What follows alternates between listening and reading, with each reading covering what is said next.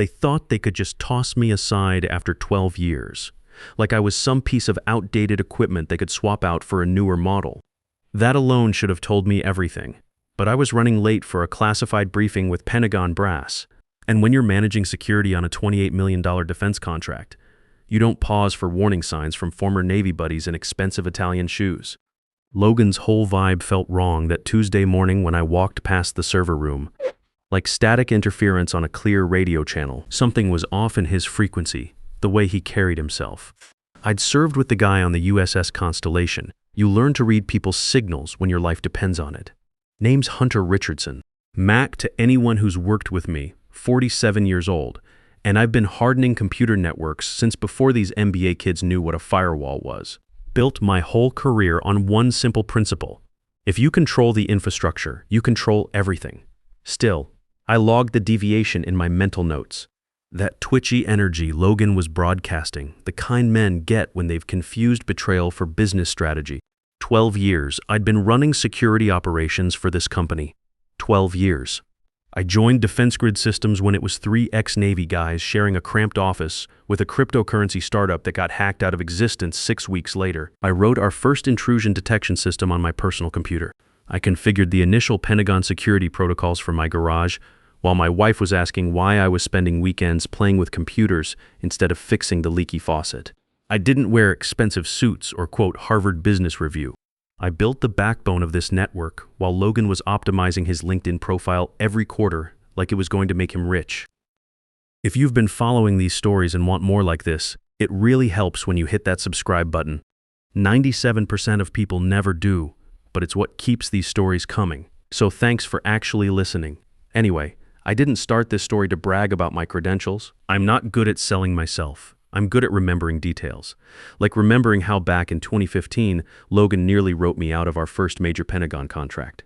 Said I was too technical to justify executive-level compensation. I didn't fight him then. I wrote Clause 15A instead.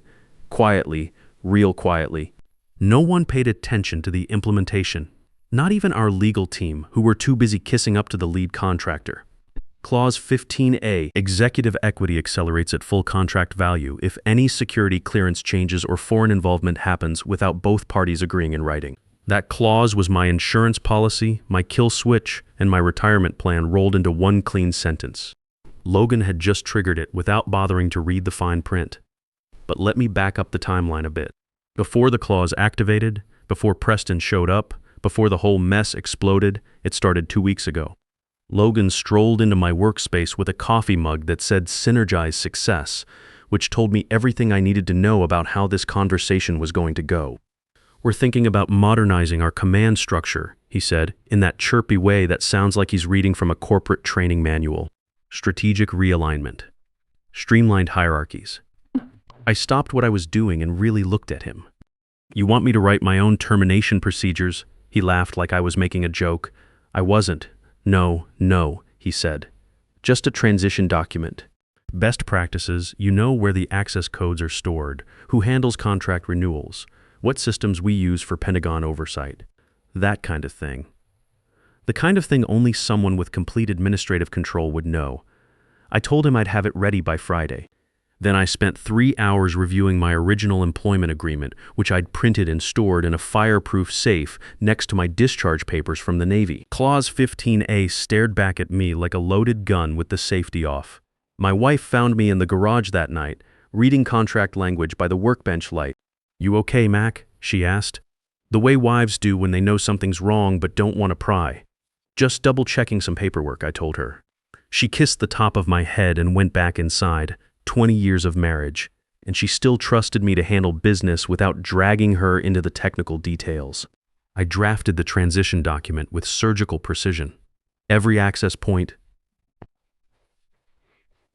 every renewal schedule, every contract clause and vendor contact. Then I added something extra, a little section labeled Provisional Authority Dependencies with just enough complexity to make any lawyer's head spin. Before sending it, I copied everything to my personal server, then I hit send. They thought they were setting up a smooth leadership transition. I was setting up a tripwire. Logan didn't say the actual words at first.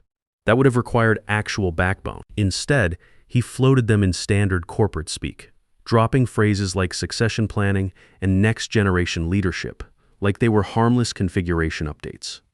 We were right in the middle of deploying the federal security upgrade, so I figured it was just his usual caffeine-fueled delusions of corporate grandeur. But then, real quietly, a calendar notification landed in my inbox. Subject line, transition briefing, ops ownership. Addressed only to me, no backup recipients, just one line in the message body. Hi, can you outline everything you handle on the operations side? Full technical stack, all vendors, active contracts, renewal dates, compliance requirements, and where the security credentials are stored. Trying to map out the complete network topology. The way you map a system before you tear it down and rebuild it. I replied, sure, I'll put together the documentation, but in the background, I started gathering my evidence files, 12 years of evidence files. Vendor contracts with my signature multi-factor authentication setups tied to my clearance, certificate renewals that routed through my personal credentials. I had a master database I called Pulse, and they didn't even know it existed. I updated it religiously every month. Not because I was paranoid, because I was prepared. Logan thought he was executing quiet succession planning. What he was actually doing was stepping into a minefield I'd been laying since 2015. Right after the same Pentagon officials who praised my security architecture tried to reassign me before our Phase 2 implementation. That's when I learned to write contracts like they were weapons. You don't win corporate wars with good intentions and hard work. You win them with bulletproof documentation and the patience to wait for the right moment. Clause 15A wasn't a bluff. It was buried deep in the Second Amendment to my executive agreement, right under a paragraph about stock vesting schedules that would put most people to sleep. I'd slipped it in when our legal team was too distracted arguing over Logan's founder equity terms. The language was surgical. Full value acceleration triggered by any security clearance modification, organizational restructuring, or foreign entity involvement not explicitly agreed to in writing by both parties. I reviewed that clause 3 times that night, then pulled the signed original out of my home safe and scanned a clean copy to my secure email account. Tom stamped. Then I made sure the hard copy was stored behind my Navy commendation certificates, where I'd be sure to find it again. When I compiled the transition document, I made it perfect. Brutally comprehensive. Every system component they didn't understand, every dependency they'd trip over if they tried to proceed without me. And at the bottom of page 6, I added one final line. All systems listed require direct executive-level authorization to modify without risking critical infrastructure failure. Translation: fire me and watch the network crash. I hit send and then I waited, not worried, just prepared. Because if Logan was going to feed me to the next golden boy in line, he was going to choke on the technical documentation first. The betrayal happened in slow motion, but it hit like a cyber attack. Monday morning, 8:32 a.m., right on schedule. I was finishing up a deployment status report when my office door swung open walked Logan, grinning like he'd just landed another government contract. Behind him came Preston, maybe 28 years old, with the confident energy of a man who thinks expensive wireless earbuds make him a technology expert. Designer sunglasses still on indoors. In my office, Logan didn't even try to ease into it. Just walked right up and dropped the news like he was announcing a software update. Preston's going to be leading operations now, he said, slapping me on the shoulder like we were old fishing buddies. You'll support him, of course. Maybe stay on as a technical advisor. A technical advisor to Preston. I turned slowly in my chair and looked Logan straight in the eye. That smile of his had layers. Fake warmth on top, patronizing confidence in the middle, and underneath it all, a flicker of anticipation, like he expected me to break down or start begging for my job. I appreciate the status update, I said, keeping my voice flat as a baseline reading. I smiled back at him, just a little, just enough to make him wonder what I was thinking. I didn't panic. I didn't raise my voice. I didn't even ask why. I just closed my laptop, stood up, and walked out of the room, quietly. Behind me, I heard Preston say something to Logan about getting up to speed on the technical infrastructure. Good luck with that, kid. The next morning, I found Preston hanging around outside the server room, poking at his phone like it was supposed to unlock classified systems through sheer proximity. He looked up when I approached, eyes wide like he was about to ask me to troubleshoot his home Wi-Fi. So, he said, trying to sound casual, but his voice pitching up slightly, ready to show me how this whole network operates. I stopped just short of the access panel and let the silence stretch between us. Then I smiled, small, precise, surgical. "No," I said. "I'm here to observe what breaks down." His confident expression hung in the air for a beat too long before it crumbled. He didn't know the passwords. He didn't know the legacy security protocols or the redundancy systems or what would happen if he approved a certificate change during an active Pentagon deployment. He didn't even know that most of our government interface credentials were still routed through authentication servers registered under my security clearance. All he knew was what Logan had told him, that he was in charge now.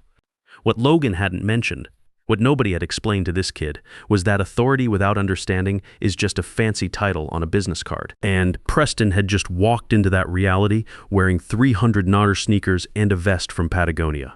I walked past him, keyed into the server room, and left the door open behind me. He didn't follow, smart kid. Actually, let the silence teach him something Harvard Business School never covered. I wasn't planning to sabotage anything, didn't need to. Physics would handle the rest. At 1:04 p.m. that same day, my attorney hand-delivered a package to Defense Grid's front desk.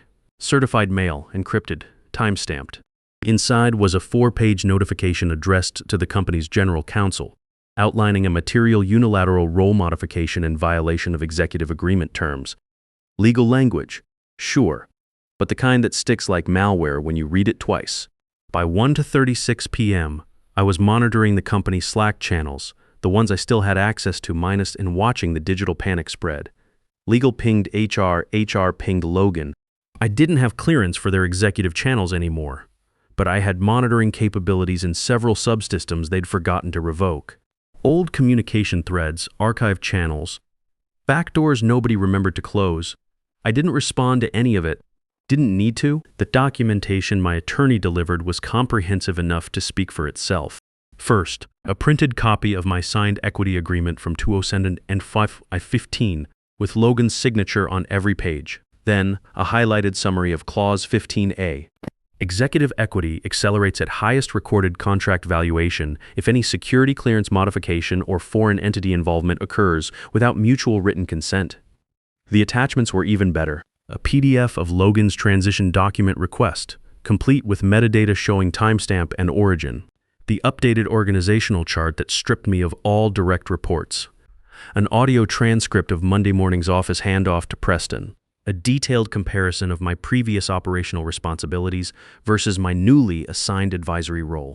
By 2 p.m., Defense Grid's general counsel had read through everything twice and forwarded the entire package to the board of directors with a subject line that simply read, "Urge Clause 15A executive equity violation."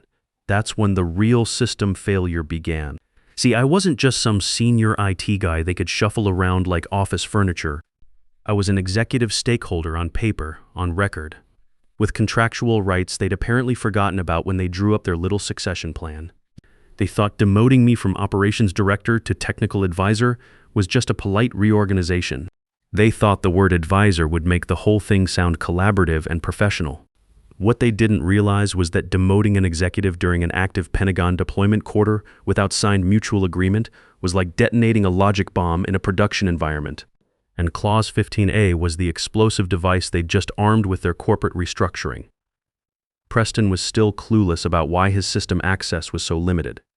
He thought it was a permissions glitch, something that would get resolved once IT updated his user profile. I heard from one of the network engineers that Preston spent most of that afternoon trying to figure out why he couldn't access the core infrastructure management tools. Logan, meanwhile, had gone completely silent, radio dark, the kind of quiet you only get when someone realizes they've just made a career-ending mistake, and they're trying to figure out how to undo it without admitting they screwed up in the first place. The board had already approved the organizational changes. It was official, documented, filed with HR, and shared with Pentagon contract oversight. A done deal. They'd pulled the trigger on their little management shuffle without realizing it was wired to a financial explosive device. And now they had exactly 30 calendar days to figure out how to explain to their investors and Pentagon liaisons why they owed me more than $8 million because they wanted me to train a kid who probably couldn't spell cybersecurity without autocorrect. You build your reputation quietly for 12 years. They call it loyalty. You cash in on it through one legal clause. They call it extortion. The call came Thursday morning at 10:17 a.m. I was at home in my workshop, adjusting the frequency on my ham radio setup, when my phone buzzed with a number I recognized but hadn't seen in years. Defense Grid's outside legal counsel. Not some junior associate either. This was Owen Bradley himself, the heavy hitter they brought in when lawsuits got serious or investors got nervous. The same guy who toasted my Pentagon security clearance at the company holiday party back in 2018 with a $400 bottle of bourbon and told me, "You're the foundation of this whole operation, Mac." Don't ever forget that. Apparently, foundations had gotten too expensive. I let it ring twice, picked up on the third ring. "Morning, Mac." He started, trying his best to sound casual and friendly. "We've all been a little caught off guard by how things developed this week. Logan speaks very highly of you, always has. We were hoping we could work out some kind of arrangement that benefits everyone involved." I didn't say anything, just listened while I fine-tuned the radio antenna, let him fill the silence. "Look, we understand there's been some contractual language triggered," he continued, choosing each word like it might explode if he said it wrong. "But maybe there's a way to handle this that doesn't result in immediate financial pressure on the company. Maybe we could restructure your equity into a deferred compensation plan, add some consulting fees to ease the transition, include a mutual non-disclosure agreement to keep things professional." There it was, the ask. They wanted me to take a smaller payout over time, sign away my right to talk about what happened, and pretend this was all just a friendly business reorganization. I didn't answer him directly. Instead, I handed the phone to my attorney, who'd been sitting at my kitchen table for the past hour, sipping coffee and reading the Wall Street Journal like we were discussing weekend fishing plans. She put the call on speaker and leaned forward. Her voice was calm, professional, almost bored. "Mr. Bradley, Defense Grid formally triggered Clause 15A as of Monday morning when they implemented the organizational restructuring. My client has zero interest in renegotiating the terms. We expect full contractual compliance within 30 days as specified." Silence on the other end.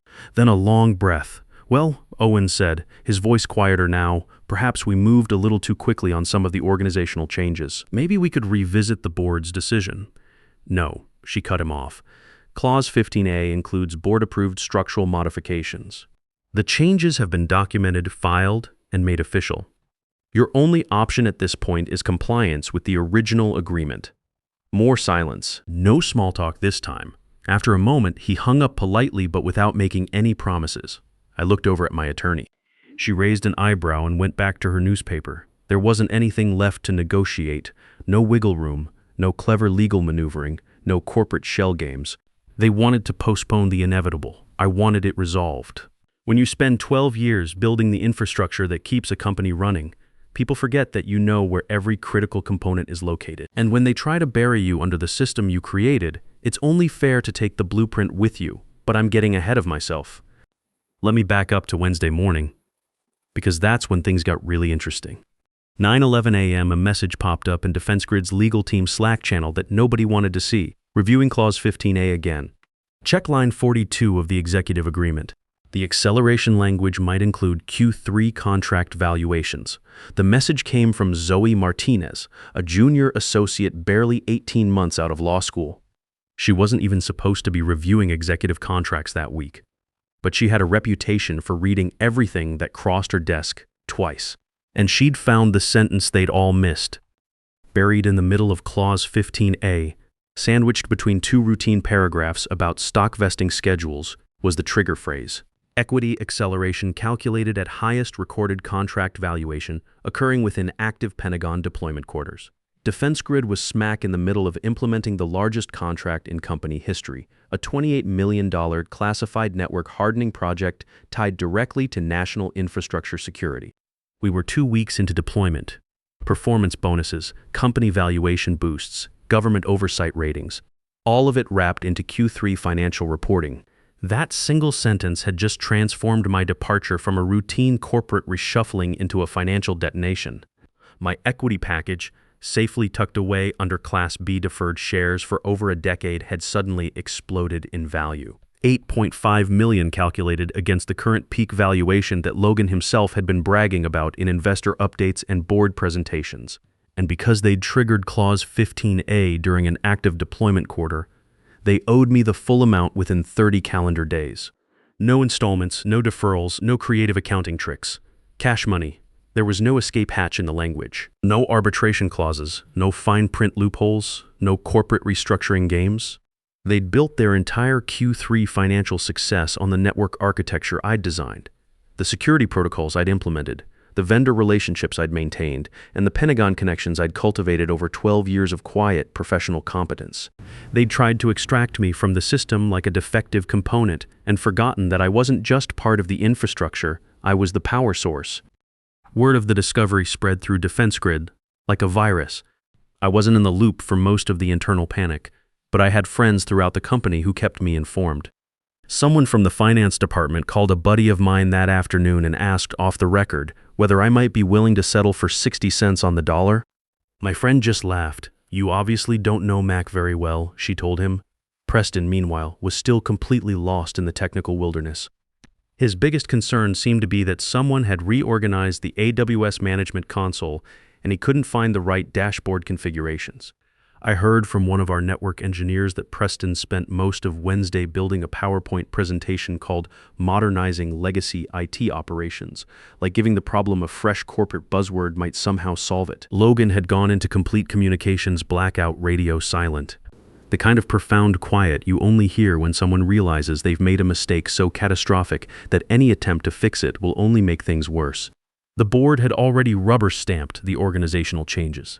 It was public record now, filed with HR, shared with Pentagon contract oversight, distributed to key stakeholders. A done deal that couldn't be undone without admitting they'd screwed up the entire process. They'd fired the trigger on their little management reorganization without bothering to check whether it was connected to a financial explosive device. And now they had less than 30 days to explain to their investors, Pentagon liaisons, and company shareholders why they owed me more than $8 million because they'd wanted me to train someone who probably needed help logging into his email account. The money hit my account on a Thursday. No fanfare, no phone call, no congratulatory email. Just a quiet electronic transfer notification that popped up on my banking app while I was having morning coffee with my wife. $8,500,000.00 plus $75,000 in late payment penalties because they'd tried to drag it out right up until day 29 of their 30-day deadline. The memo line read, "Executive equity settlement per clause 15A. Nothing else. No acknowledgement. No apology from Logan. No admission of what they'd actually done. Just cold numbers and digital silence, exactly the way I designed it." I stared at the notification for about 30 seconds, then showed it to my wife. She looked at the screen, looked at me, then went back to her crossword puzzle like we'd just won a church raffle instead of the corporate lottery. "So what now?" she asked, without looking up. "Now I've finished my coffee," I said. "Then maybe I'll finally fix that leaky faucet you've been asking about for 6 months. She smiled at that.